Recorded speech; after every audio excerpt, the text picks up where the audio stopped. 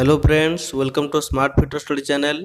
आज हम डिस्कशन करेंगे सेल राउरकेला स्टील प्लांट के प्रीवियस ईयर क्वेश्चन पेपर जो कि 17 नवंबर 2019 में एग्जाम हुआ था। ये है पार्ट 1। हम लोग 1 से 50 तक डिस्कशन करेंगे और नेक्स्ट पार्ट में 51 से 100 तक क्वेश्चन डिस्कशन करेंगे। इसी प्रीवियस ईयर का क्वेश्चन पेपर मैं डिस्क्रिप्शन में दे दूंगा, आप डाउनलोड कर सकते हैं। सेल राउरकेला स्टील प्लांट के प्रीवियस ईयर क्वेश्चन पेपर और जो पोस्ट निकला था, पोस्ट का नाम था attendant cum technician training fitter trade वालों के लिए, और number of question 100, time allowed 2 hours, question set A. चलिए शुरू करते हैं।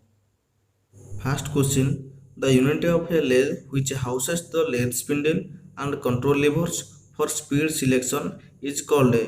Answer option A headstock. Figure में जो दिखाई दे रहे हैं ये होता है हेडस्टॉक, जहाँ पे lathe spindle and control lever store किया जाता है। Question number 2, the property of a material by virtue of which a body returns to its original shape after removal of the load is called.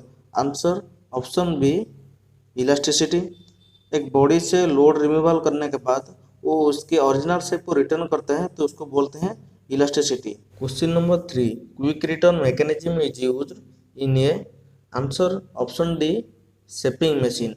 Shaping machine में दोनों stroke होता है, एक होता है फॉरवर्ड स्ट्रोक और दूसरा होता है बैकवर्ड स्ट्रोक।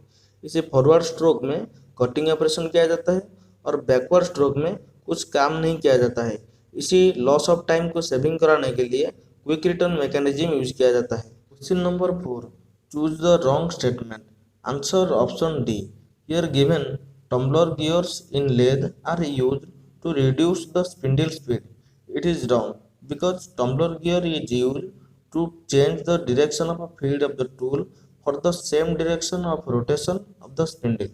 मतलब टम्बलर गियर को यूज किया जाता है चेंज करने के लिए टूल की डायरेक्शन, जब स्पिंडल की डायरेक्शन सेम डायरेक्शन में रोटेशन करता है। Question number 5, a turning tool with nose radius is a. Answer option B single point tool. Question number 6, it is required to cut screw threads of 2 mm pitch on a lathe. The lead screw has a pitch of 6 mm.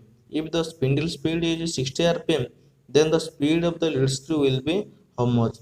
यहाँ पर answer option B 20 rpm होने वाला है। मतलब question में पूछा गया है कि एक वर्कपीस से ऊपर थ्रेड बनाएंगे जिसका पिच 2 mm होने वाला है और लीड स्क्रू का पिच 6 mm दिया गया है और स्पिंडल स्पीड 60 rpm होता है, तो लीड स्क्रू का आरपीएम कितना होना चाहिए। एक पेपर में सॉल्व किया है, आप देख लीजिए। अभी एक फॉर्मूला होता है speed of lead screw divided by speed of spindle is equal to pitch of thread on workpiece divided by pitch of thread on lead screw. यहाँ पर हमको स्पीड ऑफ लीड स्क्रू निकालना है। Pitch of thread on workpiece already 2 mm दिया है और pitch of thread on lead screw 6 mm दिया है और स्पीड ऑफ स्पिंडल जो कि एक 60 rpm क्वेश्चन पेपर में दिया गया है, वहाँ पर लेफ्ट साइड में डिवाइडेड हुआ है और राइट साइड में मल्टीप्लिकेशन करेंगे तो कैलकुलेशन में आएगा 20 rpm, जो कि आंसर होता है option B. Question number 7, stroke of a shaping machine is 250 mm. It makes 30 double strokes per minute. Overall average speed of operation is. Answer option C 7.5 metre per minute answer आने वाला है। चलिए देखते हैं। Average speed निकालने के लिए एक फॉर्मूला होता है जो कि speed is equal to distance divided by time. Question में 30 डबल स्ट्रोक पर मिनट लिखा है। डबल स्ट्रोक मतलब एक फॉरवर्ड स्ट्रोक, दूसरा बैकवर्ड स्ट्रोक, लेकिन एक कंप्लीट स्ट्रोक बनने के लिए 30 आज कैलकुलेशन लिखना पड़ेगा। 30 इंटू 250 mm, 250 mm जो कि length of the stroke mm में यूनिट में दिया गया है और नीचे 1000 लिखा गया है क्योंकि इसको मीटर में कन्वर्ट करने के लिए 30 इंटू 250 डिवाइडेड बाई 1000 इसको कैलकुलेशन में करेंगे तो answer 7.5 metre per minute answer आने वाला है। Question number 8, for machining of a casting on a lathe it should be held in. Answer option D four jaw chuck. Casting एक इरेगुलर शेप होता है और हेवी जॉब भी हो सकता है, इसीलिए फोर्जो चॉक इस्तेमाल किया जाता है उसको पकड़ने के लिए। और फोर्जो चॉक का एक दूसरा नाम होता है जो कि इंडिपेंडेंट चॉक बोला जाता है। Question number 9, the square threads are usually found on. Answer option A and option C दोनों आंसर सही है, जो कि ऑप्शन ए में दिया है spindle of bench and option C में दिया गया है field mechanism of machine tools. दोनों आंसर सही है। Question number 10, surface roughness on a drawing represented by answer option A triangle. Surface roughness को हम लोग ट्रायंगल में रिप्रेजेंट करते हैं। Question number 11, the metric B thread have an angle of answer option A 60 degree. Question number 12, the width of a square thread of pitch P is answer option B 0.50 of a pitch। एक square thread का width and depth दोनों ही same होता है, जो कि answer option B 0.50 of the pitch. Question number 13, the pitch of threads of a screw gauge is 0.5 mm. The number of division on the thimble is 25. The least count of the screw gauge is answer option B 0.02 mm आंसर आने वाला है।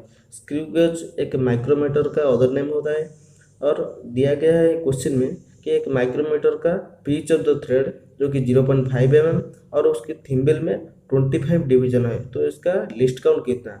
चलिए देखते हैं इसको paper में निकाल के। माइक्रोमीटर में 1 कंप्लीट रोटेशन मतलब थिम्बल में किया गया होगा 25 डिवीजन जब कम्प्लीटली रोटेट करता है, उसके साथ स्क्रू भी 0.5 mm एडवांस करता है। और इसी माइक्रोमीटर में लिस्ट काउंट निकालने के लिए एक फॉर्मूला होता है जो कि pitch into 1 divided by number of division on thimble. Pitch already 0.5 mm दिया गया है इंटू 1 डिवाइडेड बाय 25 जो कि number of division on the thimble, और इसको कैलकुलेशन करने के बाद आंसर आता है 0.02 mm। Question number 14, in A bilateral system of tolerance the tolerance is allowed on answer option D both side of the nominal size. Tolerance system दो type का होता है, एक होता है यूनिलैटरल टॉलरेंस और दूसरा होता है बायलैटरल टॉलरेंस। यूनिलैटरल टॉलरेंस मतलब नॉमिनल साइज का एक ही साइड में दिया जाता है और बायलैटरल टॉलरेंस मतलब नॉमिनल साइज का दोनों साइड में दिया जाता है। Question number 15, the hardness of a grinding wheel is specified by answer option B letter of alphabet. Question number 16, which of this material can be cut with a rasp cut file. Answer option B wood. Would की तरह leather और soft material को भी rasp cut file में filing किया जाता है। Question number 17, cast iron and steel pipes are produced by answer option C true centrifugal casting. Question number 18, a wheel of radius capital R is fitted with an axle of radius small R if the weight W can be lifted by the axle rope when power P is applied on the wheel rope then the mechanical efficiency of wheel and axle is denoted by answer option C W R divided by P R आने वाला है। एक wheel जिसका radius capital R एक small radius R जो कि axle का होता है इसी में फिक्स किया गया है और वेट डब्ल्यू नीचे रखा गया है, इसको लिफ्ट करेंगे फोर्स पी अप्लाई करके।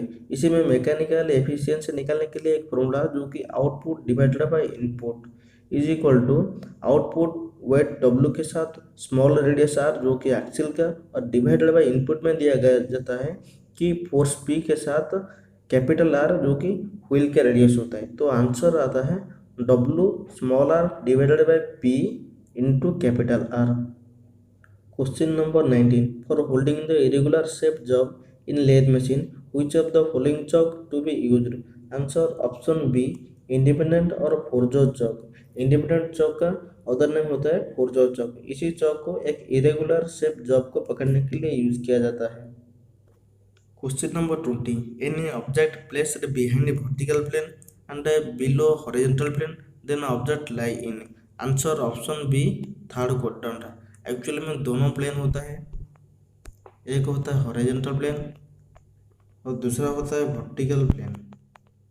इसको फर्स्ट क्वाड्रेंट कहते हैं, तो सेकेंड और ये थर्ड और ये फोर्थ। इसी थर्ड क्वाड्रेंट में हम जॉब रखेंगे तो वर्टिकल प्लेन के पीछे भी होगा और हॉरिजॉन्टल प्लेन के नीचे होगा, इसीलिए third quadrant option B answer.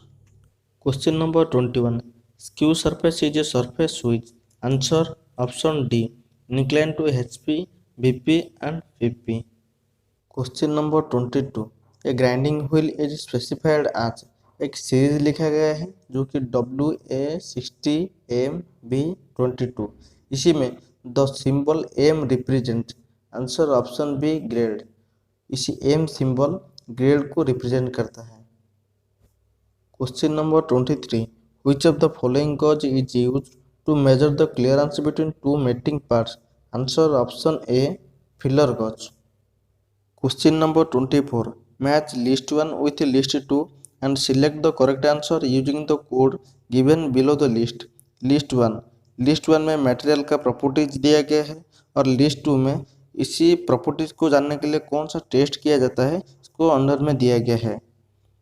Ductility test जो कि टेंशन टेस्ट से पता चलता है, टफनेस इम्पैक्ट टेस्ट में, और एंड्योरेंस लिमिट जो कि फैटिग टेस्ट में पता चलता है, और जो चौथा दिया गया है रेजिस्टेंस टू पेनिट्रेशन वो हार्डनेस टेस्ट में पता चलता है। तो answer option C answer. Question number 25, according to Indian standard specification 70 capital H7 small g8 means that. Question में पूछा गया है which of the statement made above are correct. First point में दिया है कि एक्चुअल साइज इज 70 mm, जो कि रॉन्ग है क्योंकि 70 mm नॉमिनल साइज होता है। और सेकंड पॉइंट में दिया गया है tolerance grade for hole is 7, hole के लिए कैपिटल H इंडिकेट किया है जो कि 7 करेक्ट पॉइंट है। और थर्ड पॉइंट में दिया गया है tolerance grade for shaft is 8, shaft के लिए स्मॉल g डिनोट किया जाता है, इसलिए थर्ड पॉइंट भी करेक्ट, इसलिए option C correct 2 and 3। Question number 26, negative rake is provided on, answer option B carbide tool. Question number 27, in drop forging is done by dropping, answer option C the die with hammer at high velocity. Question number 28, V block is used in a workshop to check, answer option A roundness of a job। Question number 29, in which feet shaft diameter is larger than the hole diameter, answer option A interference feet। Feet तीन तरह के होता है, एक होता है clearance feet, transition feet and interference feet. Clearance feet में whole की टॉलरेंस हमेशा शाफ्ट की टॉलरेंस से बड़ा होता है, और ट्रांजिशन फीट में होल की टॉलरेंस और शाफ्ट की टॉलरेंस सेम होता है, और इंटरफेरेंस फीट में शाफ्ट की टॉलरेंस लार्जर होता है होल की टॉलरेंस से, इसीलिए answer option A interference feet. Question number 30, for a twist drill bit the angle of a twist is, answer option B 59 degree. Next question number 31, in a lathe operation dash can be calculated by the formula length of cut divided by feed into RPM, answer option A machining time. Machining time निकालने के लिए इसी formula को इस्तेमाल किया जाता है। Question number 32, in A riveted joint distance between two adjacent rivet centre is called pitch. If d is the distance of a rivet in mm, then the minimum pitch for a rivet joint is calculated by, answer option B d plus 30 mm। Question number 33, the sum of a internal angle of a polygon is determined by, answer option C 2n minus 4 into 90। Example के हिसाब से एक 6 sided polygon जो कि hexagon लेंगे और उसका internal angle जो कि सम ऑफ इंटरनल एंगल निकालेंगे, और एन के प्लेस में नंबर ऑफ साइडेड पुट करना पड़ेगा, जैसे कि 2n minus 4 into 90, 2 into n number of sided होता है 6, 2 इंटू 6 12, 12 माइनस 4 8, 8 इंटू 90 720, 720 डिग्री जो कि sum of internal angle of a polygon, जो कि हेक्सागन का सम ऑफ इंटरनल एंगल हुआ 720। Question number 34, in a right angle theta is the angle between base and hypotenuse.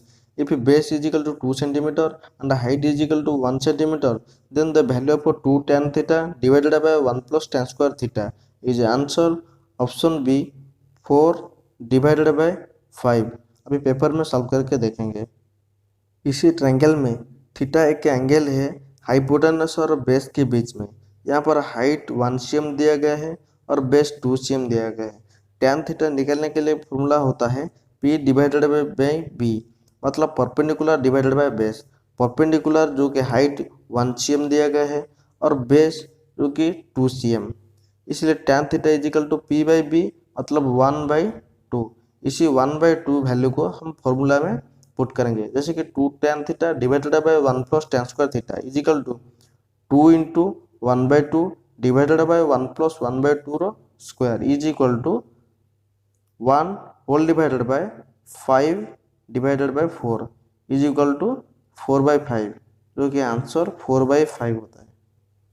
Question number 35, fire is a combination of, answer option B, fuel, heat and oxygen. इसी तीनों के combination में fire generate होता है। Question number 36, find the correct answer. Option A में दिया गया है a right angle is equal to 100 grade, option B 1 grade is equal to 100 minute, option C 1 minute is equal to 100 second, option D all of these. Answer option D all of these होने वाला है। Unity के बारे में पूछा गया है। Unit तीन तरह के होता है, एक होता है सेंटेसिमल यूनिट, दूसरा होता है सेक्साजेसिमल यूनिट और तीसरा होता है circular unit. According to centesimal unit ये तीनों ऑप्शन सही होता है, इसलिए answer option D all of this. Question number 37, cotter joint is used to transmit, answer option D axial, tensile और कंप्रेसिव लोड। मैं एक फिगर के हिसाब से समझा रहा हूँ, आप कोशिश कीजिए।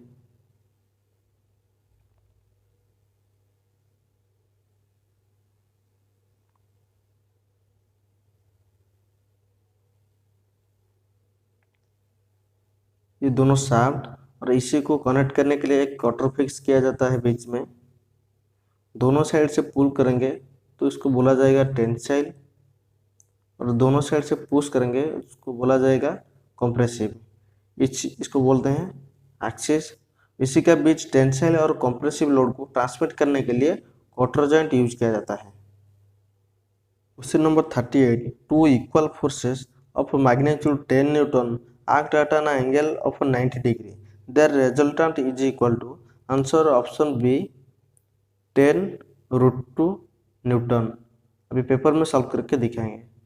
ये होता है दोनों फोर्स जो कि P1 और P2 जो कि 90 डिग्री में एक्ट करते हैं। उसका रिजल्ट निकालने के लिए एक ही होता है formula P1 square plus P2 square plus 2P1 into P2 cos theta whole root over. इसी फॉर्मूला में P1 के जगह में 10 न्यूटन और P2 की जगह में 10 न्यूटन पुट करके देखेंगे तो आंसर में 10√2 न्यूटन आंसर आने वाला है। Question number 39, the metal powder used in thermit welding of steel is, answer option A aluminium. Question number 40, the formula to find the drilling time to drill a plate of thickness T is dash, where F is equal to feed, N is equal to RPM, answer option C. मतलब machining time निकालने के लिए formula होता है thickness of plate divided by feed into speed, जो कि answer option C. Question number 41, a tool used in cutting an external thread is called a, answer option C die. Die को इस्तेमाल किया जाता है एक्सटर्नल थ्रेड बनाने के लिए और टैप को इस्तेमाल किया जाता है इंटरनल थ्रेड बनाने के लिए। Question number 42, the least count of a metric vernier calliper having 25 division on the vernier scale matching with 24 division of main scale. One main scale division is equal to 0.5 mm, answer option C 0.02 mm आने वाला है। अभी paper में देखेंगे कैसे आता है।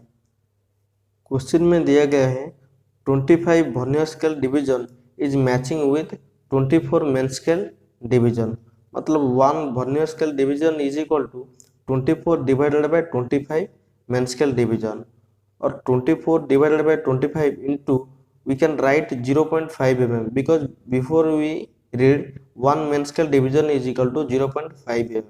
Finally 1 vernier scale division is equal to 24 divided by 25 into 0.5 mm. अभी लिस्ट काउंट निकालने के लिए एक फॉर्मूला होता है 1 MSD minus 1 VSD।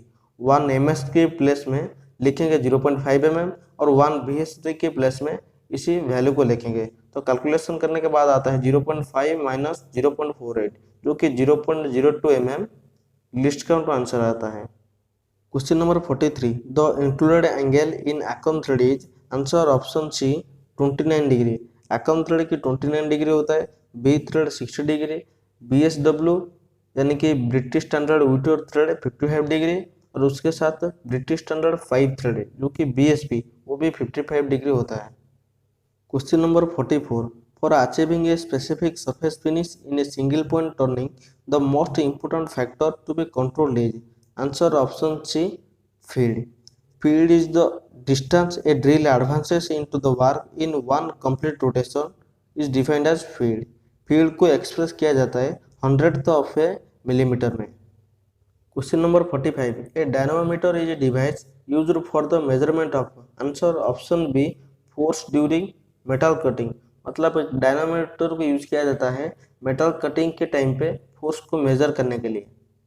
Question number 46 climb milling is chosen while machining because answer option B it enables the cutter to dig in and start the cut. Option D जो दिया है वो रॉन्ग आंसर है। Next question number 47 in blanking operation the clear answer provided is answer option C on punch. Next question number 48 the blank diameter used in thread rolling will be answer option C a little larger than the minor diameter of the thread is the correct answer. Option D is the wrong. Question number 49 single point thread cutting tool should be ideally have answer option A 0 rake। Question number 50 normalizing of steel is done by answer option C heating above critical temperature followed by air cooling। मतलब एक metal को critical temperature से ज़्यादा heat करेंगे और by air इसको cool करेंगे तो बोला जाएगा इसको नॉर्मलाइजिंग प्रोसेस। इसी क्वेश्चन पेपर का पार्ट 1 में हम लोग 1 से 50 तक डिस्कशन किए हैं। नेक्स्ट 51 से 100 तक नेक्स्ट पार्ट में डिस्कशन करेंगे। ऐसी फिटर ट्रेड की सभी प्रीवियस ईयर क्वेश्चन पेपर देखने के लिए प्लीज़ लाइक एंड सब्सक्राइब कीजिए smart fitter study channel. Thanks for watching.